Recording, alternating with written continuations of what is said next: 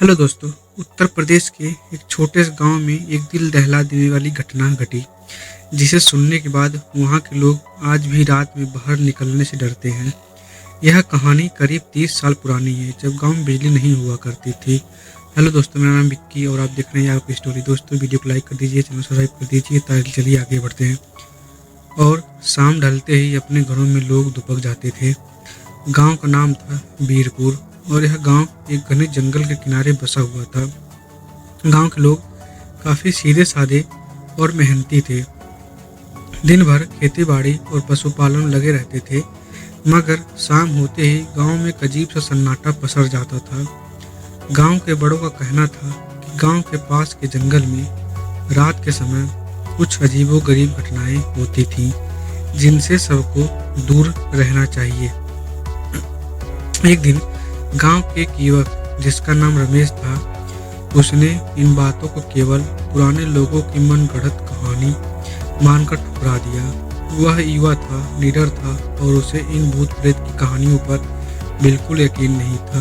वह अपने दोस्तों से अक्सर मजाक किया करता था कि यह सब सिर्फ अंधविश्वास है। एक रात रमेश ने ठान लिया कि वह जंगल में जाकर सबको गलत साबित करेगा। उस रात अमावस्या थी, यानी आसमान में चांद का नामो निशान तक नहीं था। चारों ओर धूप अंधेरा था। रमेश ने अपने हाथ में एक लालटेन ली और जंगल की ओर चल पड़ा। गांव के कुछ लोग उसे रोकने आए, लेकिन उसने किसी की बात नहीं मानी। वो बोला, मैं तो जा रहा हूँ, देखता हूँ वहाँ ऐसा क्या है जो सब डरते हैं। रमेश ने हंसते हुए कहा और जंगल की ओर बढ़ गया। जैसे जैसे वह जंगल के अंदर घुसता गया, वैसे वैसे अजीब सी आवाज़ें आने लगी। कभी झींगुरों की तेज आवाज़, तो कभी हवा में सूखे पत्तों की सरसराहट। मगर रमेश को अभी तक कुछ अजीब नहीं लगा। वह खुद से ही बात करता हुआ आगे बढ़ता गया। अरे कुछ नहीं है यहाँ, ये सब बेमतलब की कहानियाँ हैं। लेकिन जैसे ही वह जंगल के बीचों बीच पहुँचा, अचानक उसकी लालटेन की रोशनी मंद पड़ने लगी। चारों ओर अंधेरा छा गया। तभी उसे ऐसा लगा कि उसके आसपास कोई चल रहा है। उसने चारों ओर देखा, लेकिन कुछ नहीं दिखा। फिर अचानक उसे किसी के हंसने की आवाज़ सुनाई दी। वह ठिठक गया। कौन है? उसने चिल्लाकर पूछा, लेकिन कोई जवाब नहीं मिला। बस वह आवाज़ तेज हो गई। रमेश का दिल अब तेजी से धड़कने लगा। वह घबरा कर पीछे मुड़ने लगा, लेकिन तभी एक ठंडी हवा का झोंका आया और उसकी लालटेन बुझ गई। अब चारों ओर घना अंधेरा था। रमेश ने फिर से उस आवाज़ को सुना। इस बार वह आवाज़ बिल्कुल उसके पास आ रही थी, मानो कोई उसके कान के पास हंस रहा हो। डर से उसकी जान निकलने लगी थी। उसने भागने की कोशिश की, लेकिन उसके पैर जैसे जाम हो गए थे। वह हिल भी नहीं पा रहा था। तभी उसके सामने एक धुंधली आकृति उभरी। वह एक औरत की परछाई थी, जिसके बाल बिखरे हुए थे और चेहरा ठीक से दिख नहीं रहा था। रमेश की आंखों के सामने अंधेरा छा गया और वह बेहोश होकर गिर पड़ा। अगली सुबह गांव के लोग रमेश को ढूंढने के लिए जंगल में आ गए। काफ़ी देर तक तलाश करने के बाद उन्हें रमेश एक पेड़ के नीचे बेहोश पड़ा मिला।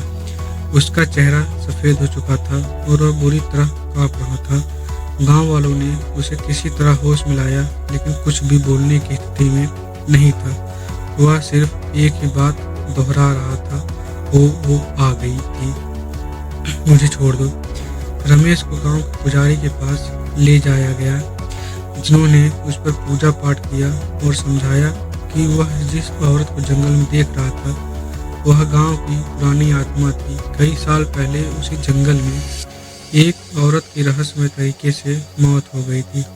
कहते हैं कि उसकी आत्मा आज भी उसी जंगल में भटक रही है और जो भी रात के समय वहां जाता है, उसकी जान को खतरा होता है। रमेश के साथ हुई इस घटना के बाद गांव में और भी डर फैल गया। अब गांव का कोई भी व्यक्ति शाम ढलने के बाद उस जंगल के पास जाने की हिम्मत नहीं करता था। कई लोगों ने रमेश से उसके अनुभव के बारे में पूछा, लेकिन वह कुछ भी बताने में असमर्थ था। वह दिन ब दिन कमज़ोर होता गया और कुछ महीनों के भीतर ही उसकी मौत हो गई। गांव के लोगों ने यह मान लिया कि रमेश ने उस आत्मा को नाराज कर दिया था और यही कारण था कि उसकी मृत्यु हो गई।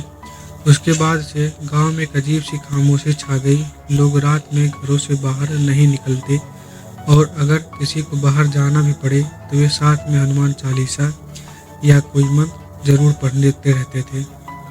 आज भी अगर आप पीरपुर गांव जाएं तो वहां के लोग आपको इस जंगल के पास जाने से मना करेंगे। वे कहेंगे कि उस औरत की आत्मा आज भी उस जंगल में भटक रही है। जो भी उसे परेशान करता है उसकी ज़िंदगी में अजीबो-गरीब घटनाएं होने लगती हैं। उस गांव के लोग आज भी रमेश की कहानी को याद करते हैं और अपने बच्चों को रात के समय जंगल के पास न जाने की सलाह देते हैं। इस घटना के बाद से बीरपुर गांव की यह कहानी पूरे इलाके में फैल गई। आसपास के गांवों में लोग भी इस डरावनी कहानी के बारे में बात करते हैं और इस बात को लेकर हमेशा सतर्क रहते हैं। कभी भी रात के समय जंगल के पास न जाएं। उत्तर प्रदेश के छोटे से गांव की यह कहानी सिर्फ एक डरावनी घटना नहीं है बल्कि एक सीख भी है कि कभी कभी पुरानी कहानियाँ और लोक मान्यताएं सच हो सकती हैं।